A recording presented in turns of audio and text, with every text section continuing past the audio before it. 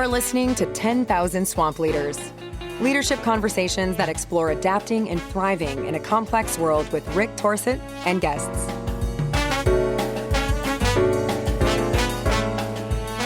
Hi, everybody. This is Rick Torsett, and this is 10,000 Swamp Leaders, the podcast where we have conversations with individuals who've made a decision in their life and in their profession to raise their hand and choose to lead on issues that matter to them. Today, my guest is Mau Espinosa. Mau has some pretty interesting conversations ahead for us about his journey to the work that he does. He's written a book, which we're going to get into in a little bit. He is a leadership coach. He does leadership consulting, and he has a vast professional experience that he pulls from to do that work with the clients he works with. So without further ado, Mau, first of all, welcome to the Swamp. It's good to have you, man. Thank you. Thank you. So before we get into the questions that I prepared, what do you want people to know about Mau that you think will help establish context and understanding for the journey we're going to go on for the next little bit of time? Thank you. That's a great question. I think I'm someone that have lived transformation for a long time, and now I try to teach that. I'm an immigrant who rebuilt his life from the ground up, for sure, more than once. I have succeeded, I have failed, I have started over, I have learned the hard ways. Some most challenging personal and professional moments of my life have taught me many lessons, and that's basically what I try to bring to leaders around me. That's where probably the model of the book, the Let It Happen, Logic, Emotion, and Tactics, was created in a lot of that. Most of all, I think I want people to know that I'm not just a regular coach or consultant that stands on the sidelines. I like to get in the trenches with the leaders. I like to help them think, feel, execute differently, dig inside themselves to find the real vision and mission that they're looking for. So I read the book. We're going to put a link in the show notes to the book so people can chase it down if they want. I'm going to encourage people to do just that. I read it, and I'm going to begin, and you just have alluded to this, but I'd like for you to begin a little bit with the journey. You started in Mexico, and you are now living in Kansas City, which can't be any more central United States geographically than we can find. So give people a sense of the journey that you've made from your homeland to the United States and what was involved with that. Yeah. And I think I like belly buttons because I was living in Querétaro, which is the very center of the country too. So I go from the very center to the very center. It's just the way things work. So I grew up in I was born in Mexico City. I grew up in a city called Querétaro, which is 2 hours north of Mexico City. From there, I mean, I had a pretty decent life as far as, middle-class Mexican person growing up. I mean, there were different challenges as far as losing some people at a very young age. I have to deal with that. And then moving into the U.S. in 96, that's when I immigrated to the U.S. I came here as a financial analyst and assistant to the international operations director of a company that built me into this world of consulting and coaching. From there, I was able to grow into creating my own business. Okay. And that was not a smooth transition in a journey here to get yourself situated in the United States. You've had a few setbacks along the way, and you're very candid in your book about those setbacks. So would you give people because I think it's useful for people to understand, given what you're trying to help people accomplish, that you have some experience in your own life to overcome some things that have been quite challenging, that gives you, I think, some gravitas to be in the trenches with people and have them pay attention to the ideas you have. So give people a sense of what some of that work was that you had to experience and the losses you had and how you came about overcoming them. Thank you. Yes. So change and resilience comes from experience, in my opinion. Change comes to you and you have the ability to react or not react. That's a decision that you have to make. Change is going to happen. So a lot of things start happening when I was growing up, and moving here into the U.S. Let me just start by moving here into the U.S. And I don't remember if I put that in the book, but I came to the U.S. knowing basically 3 words in English: yes, no, and maybe. But you have to make a decision, right? You're in a country that you have to speak the language. If you want to do what you need to do, then you just do it. You have to find that fire inside you. So I went to a very hard divorce In 2008, I separated. It was strong divorce. It was hard, where a lot of things happened. It's not just a normal divorce, right? I lost part of the connection with my kids for a few years, and that created a sense of financial stress, because that happened in 2008 when my business was in the middle of becoming a business. And then you get through the divorce, and then you have two households to take care of. And then it's also the year that we have the crack in the economy too. And the industry that affected the most was the automobile industry, which I happen to have 95% of my clients in that industry. So just to have a perspective, in a matter of 2 days, I lost 65% of my income and my expenses tripled. Hmm. So you have to do a lot of adjustments, and you have to make a lot of hard decisions, and you have to understand the tools that you have available to you. And with those tools, and one of the biggest things is vision. And I call it in the book, and I call it in a lot of the consultings that I do, your life plans. Do you really have something that you can grasp, that you can visualize, that you can touch, bring it outside the idea? A lot of times we work with ideas in our heads and we think we have it, and there's nothing stronger than something tangible. And that tangibility became the lifestyle. What I say is this the lifestyle I want? It's not the moment that I'm living, but this is the lifestyle I'm creating. And when I was able to change that idea into my vision, it was very clear that that's not what I wanted. So when you know what you don't want, the question is, what are you willing to do that? So that's on the personal life, which is combined a little bit with the business, right? Because you have a business it's coming down, and you're losing all your clients because you have lost, or I lost the trends of my business, which is very common to do when you're a business owner or a director or a CEO, and you're having personal problems. Personal is going to pull you into work with that, because that has a very big importance in your life, the way you think, the way you feel, the way you react. And so the one that suffers is the business. So when you turn around, in my case, I have basically lost both of them. And when you touch that base and you go into making decisions as hard as what's going to be, what I'm going to eat on a daily basis, when you talk budgeting, I really leave that budgeting part through a good amount of months where everything got super tight, but you make decisions.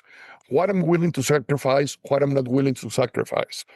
If you identify in the book, as you have seen, there's a lot of change theories hidden in the stories. One of them is the cycle of change. There's the fear part. There's the uncertainty at the beginning. You don't know what you're going to do until you accept what's happening, right? The acknowledgement that something is happening. And when you create that acknowledgement, then things start moving and growth is visible. You have that light at the end of the tunnel, as we call it. But as part of that, you have to get out of the uncertainty, the fear, those elements that keep you steady in one place. You have to challenge that. So first of all, that was part. You acknowledge and then you move on. You're in an important place here, because I can imagine people listening who can relate to your situation that you're describing you were in at that time. And you've done this diagnostic that tells you something about where you're trying to get and what you believe, and you've got to make some changes, all the stuff you just said. On behalf of those people who are listening, the question I have is, what did you then actually do in action, in movement, in the real world that was in line with where you say you want to go and leaving behind where you are? What did you have to do to actually create something in the physical world that started to express this vision? So when I talk about budgeting, because here's the thing, they say that money is not everything, but it helps a lot. Mm-hmm. It helps a lot. And you have to be very smart with that. So we're very good sometimes on finding a job and getting money and making decisions, okay, I need to change this job. But if you don't know where your money goes, it makes absolutely no sense. So I created a tool that in the book I call the triumphometer. And the idea of this is where my money goes and how can I keep myself motivated even with small steps. That's the idea behind it. So I created 4 silos that the money goes. You have your obligations, everything that you have to pay. whether it's credit cards, rent, alimony, child support. You have to have exactly how much money is that. Then one thing that works really well is likes. What do I like? I like to go get my coffee. I like to go have a piece of chocolate. How do I reward myself? And I talk about the reward of the likes on a weekly basis. I like chocolates. If the week was good, if I achieved what I was needing to do, Saturdays I will give myself a chocolate. And it's not the fact that you cannot have it, it is the value that you have to put in that chocolate or that candy or that coffee or that drink, whatever it is, that you go like, I earned this, right? So here's something very interesting. 82% of all humans in the world live just out of obligations and likes.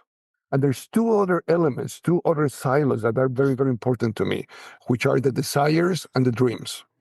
Now, when you talk about desires or dreams, are things that you have to plan more, things that you need to put, you have to start saving. I actually created two different saving accounts, one for desires and one for dreams. And this is what I want to have in the next 12 months, 18 months. One of the desires at that point in my life was Christmas gifts for my kids. I cannot wait until December to see if I'm going to have money. I have to start saving even $20 a month, but I have to put them somewhere tangible. And for me, tangibility is very, very important because we can create all these ideas in our minds and we can say like, oh, we're going to be fine, but you're not. Unless you create the discipline of putting all those elements where you want them to be and then keep track of them. So part of the triumphometer is, okay, you have your 4 elements or your 4 silos of where the money goes. Dreams are long-term, and you can start putting a little bit on it. And I can tell a story about that one later. But the other one, which is as important, is reward yourself on every step. Don't wait to achieve the goal to reward yourself. Don't wait for the game to finish to enjoy the game. You can enjoy every pass, you can enjoy every touchdown, even if your team loses, right? But you can enjoy every step of it. So that's the analogy I do. And a lot of times I talk to people.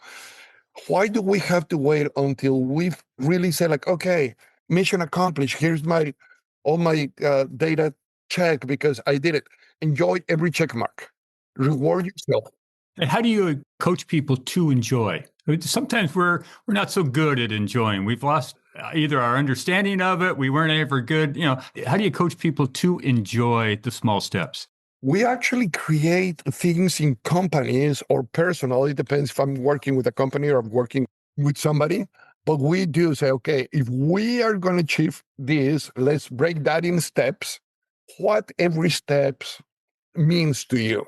And then we do analogies. If you like football, if you like soccer, if you like baseball, if you like cycling, whatever sport you like, I kind of bring that into that. Okay. So if you like football, we're in the middle of football season. Do you cheer every time a good pass is performed, or you wait until the touchdown and you just sit on the couch and do anything?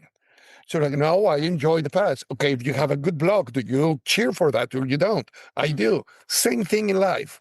How can you find that emotion in the plan that you're creating? And I think everything starts right there, Rick. And we really understanding the emotions that need to go into the planning of what I want to achieve. Or I'm just doing it on a very logical way. I write things and I don't connect to the plan. That's very important. If there's no connection with the plan, 95% of the times, that plan is not going to work.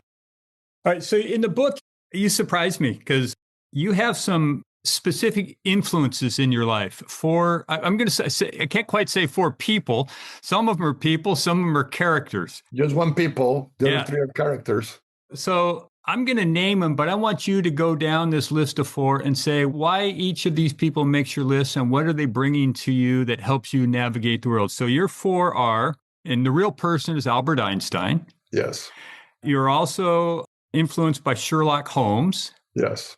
James Bond, and Bruce Wayne. Yes. Okay, so let's start with Albert Einstein. So why Albert Einstein? What is it about him that gives you something that you can use to navigate your life? There's 2 things that Albert Einstein gives me. And it's not that he was the most brilliant mind in the world. Actually, he was number one his sense of incredulity. He couldn't believe how things work, so he was challenging everything. Whatever he hears, that sense of I need to know more, I need to find more, I need to understand things on a different level than what everybody's telling me.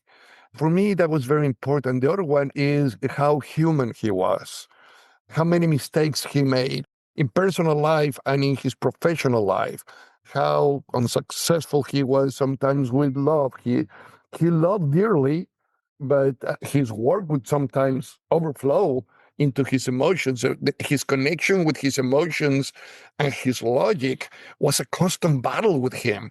So that creates that humanity in him that sometimes we lose the fact because he was the greatest mind on earth. So those are the two things that really get me about him. I did start by just knowing that he was the brightest mind, and I'm like, okay, what did he do to become that? And then the more I learned about him, the more I knew how human and his perseverance and his stubbornness to get things done. So what does Sherlock Holmes bring to you? Now, Sherlock Holmes, what it brings to me, it's a little bit part of the same.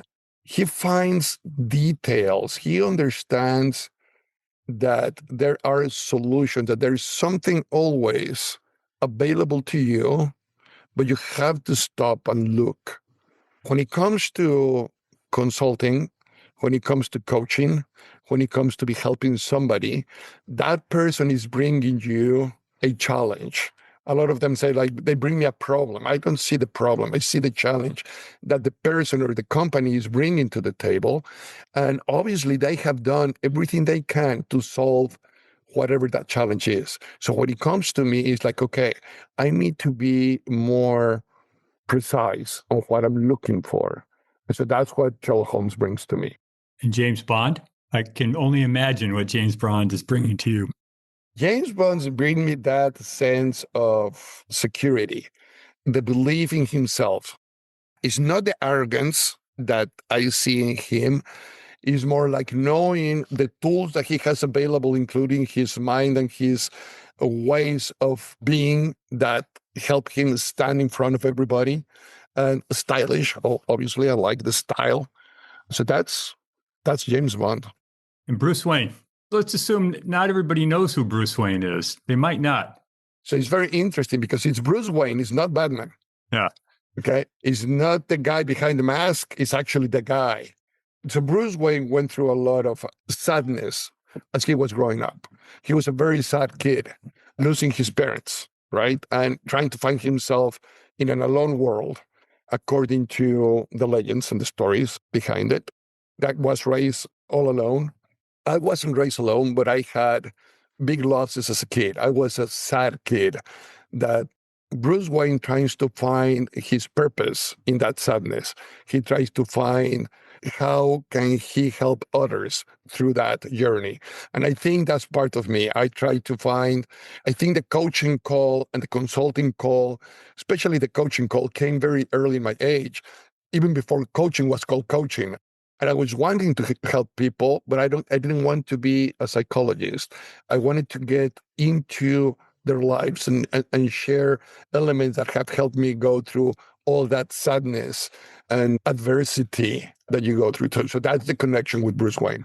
I think it's interesting, too, in reading your book, the thing that I was struck by, and I had not thought of this before, is we all have superheroes of a kind in our lives growing up and along the way. Sometimes they're just real people and sometimes they're mythological characters, but there's some resonance that we have to those people. But what I was struck by in reading your book is how you'd actually given some thought to what I would say, never assuming that there's an accident, that you're compelled to pay attention to Bruce Wayne. And why am I compelled? What is it that he's bringing here that is useful to me? And how does that actually show up in something I can use in my life? And I think that there's so many resources out there for us to use when we're challenged by things, and we sometimes are a little too logical when we should be in our heart and our emotions, and let the spirits of these elements talk to us and hear them, and then see if we can use them. That's my story that I made up in reading this part of your book. So I don't know how valid that is, but that's what came up for me. very valid because you're trying to reshape your personality. You're trying to shape who you are. And like you said, there's people that can go to the grandpa or their uncle or their own father. And of course, I got a little bit of that too. But there's these characters in life that they do have a big impact in you. And then you have to start understanding why are you attracted to that. And then I did make the decision that I wanted to start understanding more because I think that's part of what is shaping my personality too. And at some points in my life, you probably could see me more a little bit like Bruce Wayne or more like James Bond or whatever. But at the end, I can see that I have a little bit of each one of them in my life. And for those listening who are familiar with American football, I know, and Mau's not going to acknowledge this, but he hopes he has a little bit of Patrick Mahomes in him too, but will remain to be seen if he has any of that. All right, so let's get to the book, because I read the book. You gave me the book. I should say for listeners, and they'll know a little bit of this story because there's been a great many people in the podcast who have been on the journey that I've been on and you were on by studying at Oxford and HEC for a master's degree. You and I met in the alumni gathering that took place in September in Oxford. First time we'd met. You told me about the book and a little bit about it, but then I got a copy of it. So let's get into it because you spent a lot of time on this, and this is a pretty useful resource, I think, for people. So the title of the book is Let It Happen, and I'm going to let you explain the acronym of LET. So first of all, before we get into the detail, why a book? Why would you take the time to put pen to paper or computer and write a book? What was it you're trying to get out of you that you thought the world needed to hear?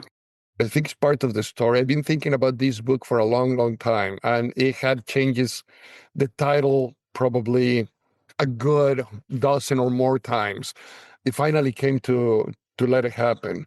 But it's something that even clients of mine have been telling me for a long time. Mau, you need to put all those thoughts in a book. There's a lot of people that can benefit from that. Oxford had a big impact into the decision because I sense that I have a little bit more of tools available to me that brought all those ideas that I had to give more of a structure, more where they come from. And so I was able to identify all the theories and created the book. Now, I wanted to create a book that it was easy to read because I like books easy to read. I don't like academic books. I wanted to give academia to the people through the stories, storytelling being like one of my favorite. And I think I'm a storyteller by nature. So I tried to do that. I like to tell stories. So I thought it was a good idea. Let's see what the readers think. Okay, so you have an acronym here, LET, and it means something. So let's walk them through so people understand what the focal point of the book is. So let's start with L. What does L stand for? L is logic. So as leaders, when we make the decision to be leaders, because there's a difference in leadership, and I don't want to get too much into that, but there's a decision. And when we make the decision, we need to understand that there's really these three elements that live together. But logic gives us a lot of confidence because logic is irrefutable, if you like. I mean, blue is blue. If I tell you it's a 3.5%, it's a 3.5%. There's no questions on that. If you have growth, if you have decline, the theories behind it, all that have that logic in it. Logic is past. Logic is what you have learned today and before, what you have brought into your decision making with all the elements. So if you think about logic, logic talks about the past, everything that has happened until this moment. That's logic. Okay. E. What does E stand for? E is emotions. We're human beings, so we're emotional entities before rational entities. We always feel before we think. Even for a nanosecond, the emotion is first. Now, emotion is present. Like logic is past, emotion is present. So you can have all these elements to make a rational decision, but the rational decision is made with emotion of the moment. So if at the moment your emotions are not in tune, then the decision might not be the right decision either way. So the beauty about emotions is that they are unique and they will never repeat themselves. They can be similar, but it can never be the same emotion. So whatever you're feeling right now, you will never feel it again exactly the same way you're feeling it right now. That's the part of emotions. And we need to understand that. We need to allow emotions to be part of who we are because they're there. We just need to allow them to be a tool of ours. Okay. And then T, the letter T. T is tactics. Now, tactics is actions with a purpose. It's not a strategy. I'm talking about tactics. I'm talking about actions with a purpose, with a reason. Why are we doing what we're doing? So that's future. So if you think about it, let is past, present, future. Tactic is what's going to get you to the place you want to go, because those actions have the logic of what you have learned until today, all the elements that you know until today, have the emotions that are going to push you forward. And when we're talking about tactics, we also want to know that those actions have that emotion and that logic behind it. They're pushing it. You cannot guarantee that you're going to get there, but you're going to feel more confident that you're going to get there. Okay, so put logic, emotion, and tactics in a coherent form for the sake of taking action and getting something that you're challenged by. So you help a lot of people through your coaching and your leadership work to realize goals and things that they're not achieving right now. So how does the model support the work that helps me make progress on the things that I'm not making progress on? How does that work with you? Okay, let's think about this. When you're define where you want to go, that is a vision. And people can make it very, very easy visions. Okay. When we work in the narrative, what are the words behind that vision? When you challenge that part, it's not that I want the vision to become the future. It's I want them to feel the vision. I want them to feel how they're going to be emotionally through the journey. So we understand where we want to be and we put emotions behind it. And I'm going to tell you the story of a lady that I was able to coach many years ago. And it was a recommendation. And the story just it's not on the book, but I think it will help a lot. This lady came to me and it's a case of overweight person that wanted to lose weight. And she has to go to different trainers and then she had done diets, everything. And she's like, I'm coming to you because one of my friends told me, but it's almost like a waste of time. I have tried everything, Mau, absolutely everything. I said, well, okay, let's give it a try. Why do you want to lose weight? And they start going through the normal answers that everybody gives you. I want to be healthy. I know it's bad for my system. We start digging, okay? So we went through the 7 whys. Why? So I start digging. So the bottom line, I'm not going to make the story long, but the bottom line is like, I feel tired playing with my kids. I said, okay, we got it. Why do you feel tired playing with your kids? What is what you want to feel? So when we start getting into the emotional part, the real emotional part of the goal, the real emotional part of the vision, then when we're able to create a plan, not around exercise, not around diet, but around the activities that she wanted to do. So we brought those ones into her normal routine that she was doing. So the difference was tracking the right goal. You go to the gym, you're probably going to track weight loss. You're going to track or lifting, how much you're lifting, or how many hours or minutes you're doing on the treadmill. However you want to define that. Her goal was not that. Her goal was to have 3 more minutes, 2 more minutes with her kids playing without getting tired. That's what we start tracking. And that's what start helping her. So you have that logic, that emotion, and that tactic into it.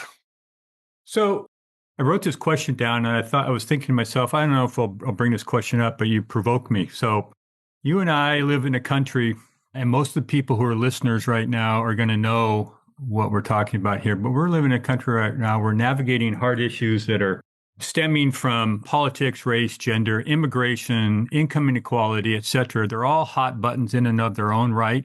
And then they're meshed together. And then we have the politics that's toing and froing in the middle of all this. And an awful lot of complaining and concern by the populace about it without some sense of movement or ways to which they can actually use themselves to maybe create some effective change on the ground in the areas where they live.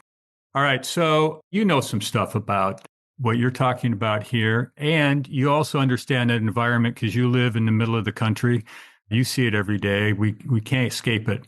without getting too political, I avoid that, but it's impossible to. So when you think about your work and your model and the way in which you help people, what's an application? What's a way in which I could take your model, for example, out into the world in this environment with these people who are struggling to make some progress on some things they care about locally? What's your counsel for bringing your work to that kind of dynamic with that kind of stuff at stake? So there's, like you said, there's different elements, and there's the elements that we can control and the elements that we cannot control. That's probably the first thing we need to separate, because we spend a lot of time and a lot of discussions in things that we cannot control. And for me, that's really a waste of time and energy. So we decide, okay, what is what we can control? And we can control the narrative. We can control a lot of the connections that we have. I have this conversation with my daughter a lot because she is a very big advocate for Latinos and immigrants and all that kind of course. I said, what can we control? What are the things that we need to teach? What are the things that people need to understand they need to do to create something a little better? So there's the logic. So we go into all that it can be taught, it can be taught.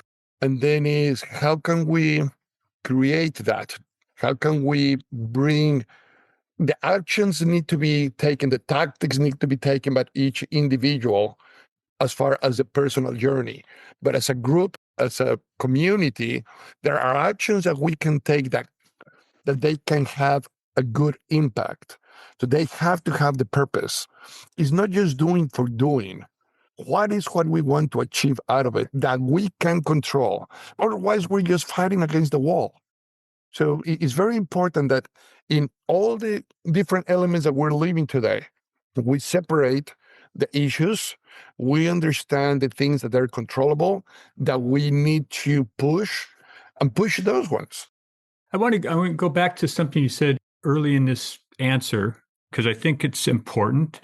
I suspect it's important, but I'd like you to amplify it, which is you said something about the degree of control we have over the narrative. So it strikes me that early on in choosing to use myself to address this dynamic that I'm putting in the middle of our conversation, I need to think about what is the current narrative and what's a narrative that reflects what it is that I'm attempting to do. And I need to test that narrative before I spend too much time trying to do too much, because the narrative just be my own version of it, and it may be missing elements that I'm not aware of. So talk a little bit about, if you would, the importance of narrative design to get a sense that you're actually capturing some elements of the thing that you're trying to address. When we look at the current narrative, most of the narrative that we see on social media, on a lot of discussions, is narrative created by somebody, whether it is A or is B, that narrative is there. The question is, are we going to jump into that narrative or we're going to change it? And that's one of the things that I talked to my daughter. She comes to like, well, all this is said. And when she and I start arguing and discussing the issue, that's the real narrative, because she started telling me everything that she doesn't agree or agrees and why. I said, that's the narrative that you need to put out there. You cannot just jump in to follow whatever is there. We have to think, we have to react, and then we have to challenge that. Now, we can control that to a degree, even if we control that with our inner circle and in our conversations. And I think those are conversations that they need to happen, whether they happen at the gym, whether they happen outside the school picking up your kids, whether they happen at different places. I mean, if you really want to create some changes, then those conversations need to happen with a very constructive narrative. Instead of fighting what is happening today, let's build something. And I've been living in this country for 30 years. I love this country as much as I love Mexico. And we have a beautiful country. We have beautiful minds. We have beautiful people in all colors, sizes, and shapes. There is no questions of that. I think that's what makes us really, really strong. This space to debate and talk and come to an agreement, even if it's an emotional agreement. Say, okay, I respect what you say, you respect what I say, let's move on. We're missing a lot of that, Rick. We're missing a lot of that emotional agreement that I respect you regardless if our logic is not the same. We want to go to the same place. That used to be this country. I agree with you. I'd add to a piece that's at least dormant right now. I don't know that it's missing, but dormant is some combination of curiosity and inquiry for understanding before I opinionate. And so you could have a narrative, but if I don't give you enough time to fully explain the narrative, because I want to give you my narrative, we just got two narratives barking at each other. And so it strikes me that, and it comes across in the work and the writing, that there's this element of space to allow things to land and be heard and questioned for understanding, not to tear them apart, so that I can understand more thoroughly and then figure out, is there something here I can use? And so when I think back, your Albert Einstein model, there is a guy who was immensely curious, right? Asked lots of questions for understanding. So I toss that in because I think the narrative is a critical piece that you're referring to here that we're not so good at right now. And how do we be helpful to them? All right. So what's your definition of leading? What's my definition of leading? Service. Service. Say more about service. What service look like from somebody's leading? If you want to be a leader, if you're leading, you have to be at the service of the people and at the service of yourself. Let me start with that. I cannot lead anybody. I cannot serve anybody if I don't serve myself, if I don't lead myself. Everything starts inside, because leadership at the end, in my opinion, is more of an emotion. People follow that emotion that following the thought behind the person. So if I'm not living that, if I'm not servicing myself, if I don't doing things to me, it's very hard for people to follow that. Now, said that, in a corporation, let me take this to a corporation, to a business, who am I serving? Am I serving the business, or I'm serving the people within the business? And that's a very strong narrative thought that you have to put into there. Because a lot of times we think that we're doing, and you hear this in the words of people, I'm doing this for the company. Well, who's the company? Who really is the company? And sometimes what we're doing is we're doing this for the Excel spreadsheet, or we're doing this for the PowerPoint where it was presented.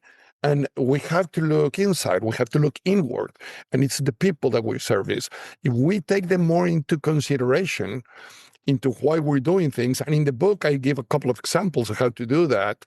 I have seen over the last 25 years, Rick, that the companies excel more when we service our people rather than servicing the Excel spreadsheet. And when you're saying people, you mean both the people internally in the organization and the people outside who are taking the services or the products that you're making. All stakeholders. It's all stakeholders. All stakeholders. Yeah. All right. So we tend to learn more from our leadership failures than we do our successes. Absolutely. So I asked this question of everybody on the podcast. So would you mind sharing an example of a leadership failure that you learned, and what did you learn about yourself and about leading from that failure? The biggest failure that I have was thinking that the plan had the answers. So I will create a plan in my mind, write it down, and I think everything was there.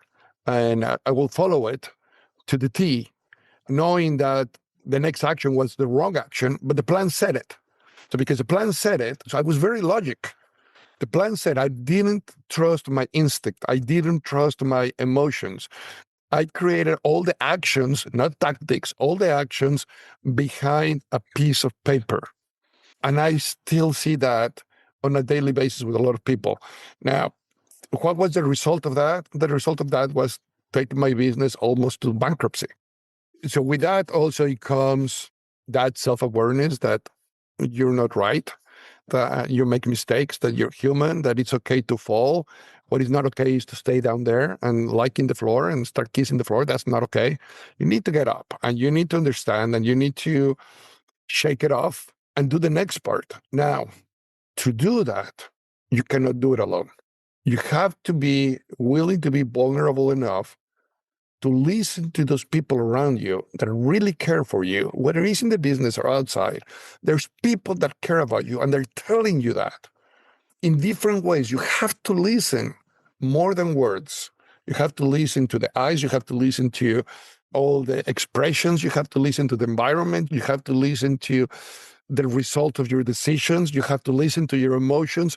You really have to listen everything that it goes around you, because the answers are always present. We're just choosing not to listen to them. And that was part of all that mistake, that you believe so strongly in something that you become blind. Yeah. So in that dynamic with all the stuff that's going on that you went through or your clients go through now, what have you learned about how you take care of yourself, your humanness, your mind, your body, your spirit when you're in the middle of this and it's not going to end tomorrow, it's going to go on for a while? How do you take care of yourself to stay in that game and keep moving? I do have a schedule that the schedule, if you look at it, is going to have a lot of time for me.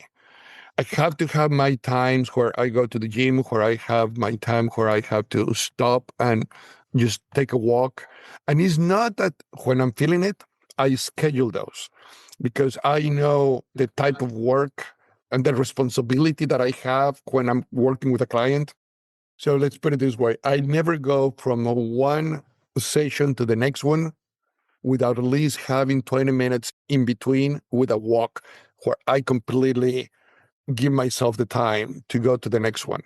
So there's a lot of, you have to understand as a leader, I think that's another very important question. You have to understand what you mean to the rest of the people. It's not just your words, it's your actions, it's your presence, it's everything around you. If you don't give yourself that credit, if you don't believe in yourself on all that, then it becomes incongruent. And when there's that, then people don't follow. People don't believe, because there's the story that you're telling me and there's the story that you're living. Mm-hmm. And those two do not match. They don't match. And if they don't match, they repel. Yep. So what's ahead for you? Well, we're creating with this concept, we're on the creating a certification for coaches and leaders that want to be certified on the LET model, where they can go to business and do their personal coaching. We do a program of leadership retreats assisted by horses. I talk a little bit in the book too. So I was just in Germany working with the first group of 10 coaches that do similar things with the coaches so they can start having an idea of what the certification is going to come, and just keep helping people, and hopefully see you in next year in Oxford again, or in our next reunion. You will. All right. So we will put links to the varying resources that you have available in the show notes so people can look those up, how they find you, all those kinds of things. So, if you're hearing something here you want to chase, then you'll be able to do that when you see the episode show notes. I'm going to let you have the last word. Anything you want to say to be complete here in our conversation?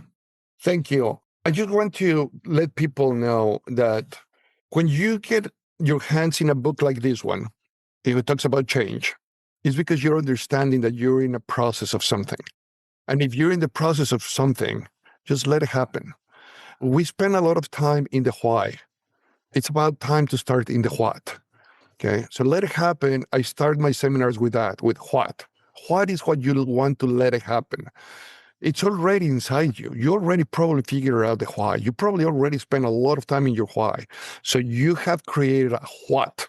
That what is inside you. And that's what you need to let it happen. And hopefully this book will give you the elements, the theories, the stories, the guidance to help you navigate through that and really allow that what to happen and get you on the track that you want to be.